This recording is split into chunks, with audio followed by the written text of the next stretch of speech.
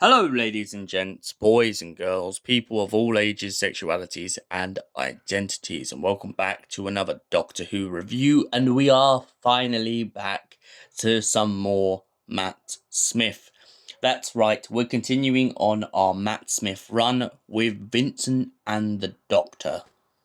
The Doctor and Amy go to an art gallery in France, and the Doctor begins to ask one of the tour guides exactly what date Vincent van Gogh was painting a particular painting.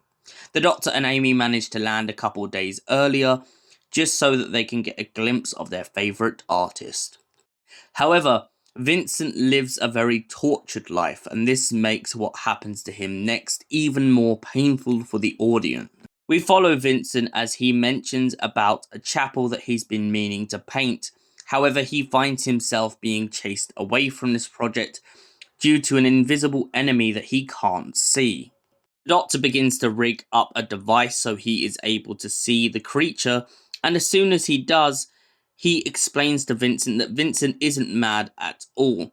It turns out that this supposed creature does exist.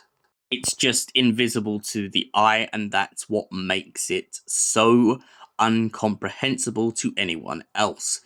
People in the street just think that he's a mad old painter who goes round picking fights after he drinks too much. They don't realise that he actually has a mental illness due to the fact of everything that's happened to him. Vincent even goes so mad in his own real life to chop off his own ear. As we follow along Vincent on this journey, and the Doctor manages to defeat this creature once and for all with the help of Vincent, we find ourselves in a position in which Amy Pond gets very conflicted, especially knowing that Vincent will die and live an absolute penniless life. However, there is one gorgeous, brilliant, beautiful thing that comes out of this. Vincent painting those sunflowers that Amy pointed to is one of the most pinnacle and iconic paintings he ever came up with. However, before this, the Doctor decides to take Vincent to the future because Vincent doesn't believe that his work has any significance in history.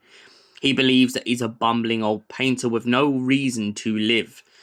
When the Doctor shows the tour guide and everyone who admires Vincent's paintings, the man breaks out into tears, realizing that his life work has meaning.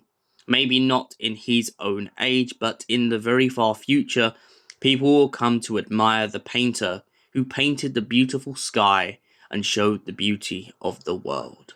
So, Vincent and the Doctor, what do I give this story out of 10? Well, obviously this is a very solid 10 out of 10. The fact that it uses the song Chances and the fact that it just absolutely glorifies the beauty of this artist's work. As the tour guide says in this story, there will never be another Vincent van Gogh. And I think that is definitely some words to live by. Thank you for watching, and we'll see you in the next Doctor Who review. Until then, goodbye, stay beautiful, you beautiful people.